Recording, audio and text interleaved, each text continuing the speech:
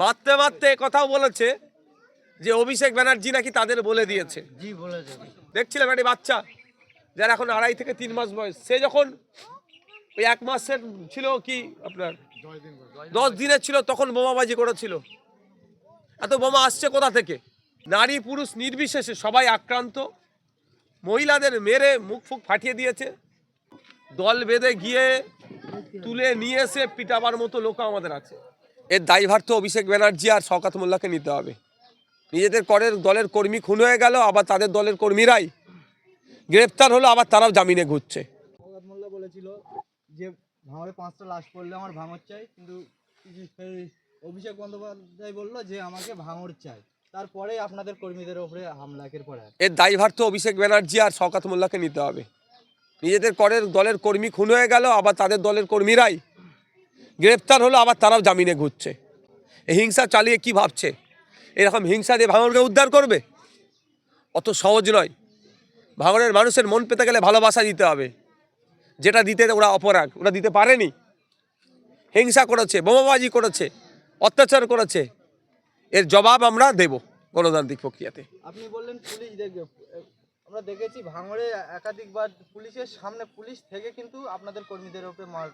দেখুন, সেই বিষয়গুলোকে নিয়ে আমরা তো অভিযোগ দায়ের করেছি তাদের ঊর্ধ্বতনের এখানে। আমি তো মারের বদলা মারেতে যেতে বলতে পারি না। আমি কি বললাম আজকে, পুলিশ যদি ব্যবস্থা গ্রহণ করে ভালো কথা, অন্যথায় পুলিশ না ব্যবস্থা গ্রহণ করলে কোর্টের দ্বারস্থ হব। কোর্টের মাধ্যমে আমরা এটাকে, এই যে আমাদের কর্মীদের উপর আক্রমণ করেছে, প্রাণঘাতী হামলা চালিয়েছে, একটা মহিলার শ্লীলতাহানি করেছে, যা অন্যায় করেছে তার জবাব আমরা নেব, শাস্তির ব্যবস্থা করব। পরশু দিনে রাত্রে যখন আমার কাছে ঘটনাটা পৌঁছায়, যে ধরনের হচ্ছে, আমাদের ছেলেপুলেরা যারা আছে, হয়তো বোমগুলি পিস্তল না থাকলেও আমাদের লোক জনবল অনেক বেশি আছে। দল বেঁধে গিয়ে তুলে নিয়ে এসে পিটাবার মতো লোক আমাদের আছে। এরা প্রস্তুতি নিয়েছিল, কিন্তু আমরা বারণ করে দিয়েছি, আমরা হিংসায় যাব না। কিন্তু কতদিন ধরে এই ধরনের চলবে? এটার একটা বন্ধ হওয়া দরকার। এটা আর না। আমরা পুলিশের দ্বারস্থ হয়েছি, পুলিশের কাছে অভিযোগ করেছি। পুলিশের পক্ষ থেকে সদার্থক ভূমিকা না নিলে আমরা আইনের মাধ্যমে পরের স্তর আমরা কোর্টে যাব। কোর্ট থেকে যে ধরনের হামলা চালিয়েছে, নারী পুরুষ নির্বিশেষে সবাই আক্রান্ত। মহিলাদের মেরে মুখ ফুক ফাটিয়ে দিয়েছে, শ্লীলতাহানি করেছে। শুধু তাই নয়, আমি এখানে গেলাম, আমাদের যে এখানে মানে বাবলুর মায়ের এবং আমাদের হাফি ভাইয়ের স্ত্রী বাড়িতে একটা ছোট্ট শিশু আছে, এই 10-15 দিন, 1.5 মাসের একটা ছোট্ট শিশু আছে। মোহর বোমাবাজি হয়েছে।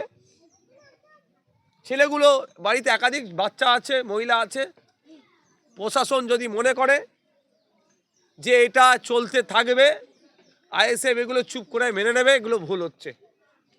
প্রশাসনকে আমরা সম্মান দিই, আমরা দেখব প্রশাসন কি ব্যবস্থা গ্রহণ করছে। অন্যথায় কিন্তু আমরা গণতান্ত্রিক প্রক্রিয়ায় দ্বিতীয় যে ব্যবস্থা গ্রহণের দরকার সেটাতে আমরা হাঁটব। মারতে মারতে কথাও বলেছে যে অভিষেক ব্যানার্জি নাকি তাদের বলে দিয়েছে। জি বলেছে। কথা বলেছে, তাহলে এর দায়িত্বভার তাহলে কি অভিষেক ব্যানার্জি নেবেন? নিশ্চিতভাবে অভিষেক বাবুর কাছে ভিডিওটা পৌঁছাবে। যদি এই ধরনের কর্মকাণ্ড আগামী দিনে করে, তাহলে কিন্তু এর জবাব আমরা নিশ্চিতভাবে কোন কোন ভাষায় দিতে হয় গণতান্ত্রিক প্রক্রিয়াতে আমরা কিন্তু ভালো জানি, আমরা কিন্তু দিয়ে দেবো, এটা বলে রাখছি। অভিষেক বাবু, আপনি ভাঙড়কে উদ্ধার করতে চাইছেন, তার কি তার নমুনা এটা? আমি অভিষেক বাবুর কাছে প্রশ্ন করতে চাই যে আপনি মুখে গণতন্ত্রের বুলি আওড়াচ্ছেন, নির্বাচন কমিশনের ওখানে গিয়ে গণতন্ত্রের পাঠ পড়াচ্ছেন, আর আপনার নাম নিয়ে ভাঙড়ে মহিলাদের উপর আক্রমণ চালাচ্ছে, শিশুরাও আপনাদের দলের কুলাঙ্গারগুলোর অত্যাচারের শিকার হচ্ছে। আপনি যদি চুপ করে এটাকে মেনে নেন, তাহলে কিন্তু আপনি যে কথা গণতন্ত্রের বুলি আওড়ান, দ্বিতীয়বার এগুলো বলবেন না। আপনি মানে নেবেন কি নেবেন না সেটা আপনার ব্যাপার, আপনার রুচি কোনটা সেটা আপনি পরিচয় দেবেন। কিন্তু আপনার নাম নিয়ে, অভিষেক বাবুর নাম নিয়ে এখানে হামলা চালিয়েছে। এবার অভিষেক বাবু এই বিষয়টা কি করছে সেটা দেখার বিষয়। উনি না দলের এই কুলঙ্গারগুলোর ব্যবস্থা কি নেবে না নেবে। শওকত মোল্লার নির্দেশে হামলা চালিয়েছে, শওকত মোল্লার বিরুদ্ধে কি ব্যবস্থা নেবে না নেবে জানি না, কিন্তু যাদের নেতৃত্বে হামলা চলেছে তাদের বিরুদ্ধে আমরা ব্যবস্থা গ্রহণ করব আইনত। আজকে পুলিশ ডেকেছে আমাদের নেতৃত্বদেরকে, তারা যাবে, কথা বলবে।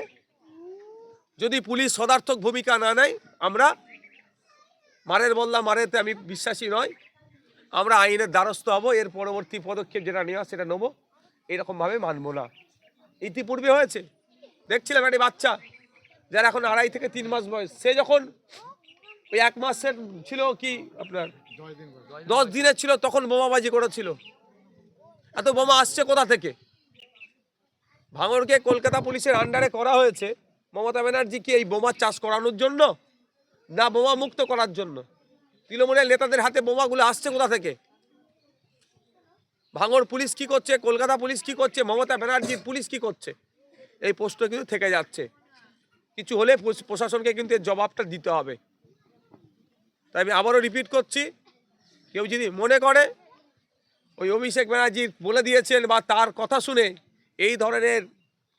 এই ধরনের নোংরামি করবেন, এতটুকু শুধু বলতে চাই, সবের একটা শেষ আছে, সবের একটা শেষ আছে। আজকে যে নিচে আছে কালকে এসে ওপরে উঠবেই, সময় পরিবর্তন হবেই। এবার এটাকে যে যেমনভাবে ব্যাখ্যা করবেন করে নিন, দেখার দরকার নেই।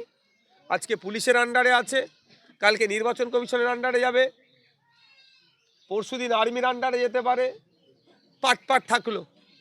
যে যেটাকে এইভাবে আমার কথাটাকে ব্যাখ্যা করবেন তার মতো নিন। শুধু এতটুকু বলে রাখছি, আজকে যে নিচে আছে কালকে সে উপরে উঠবে, আর আজকে যে উপরে উঠে আছে কালকে সে নিচে নামবে, সেটা মাথায় করে চলবেন।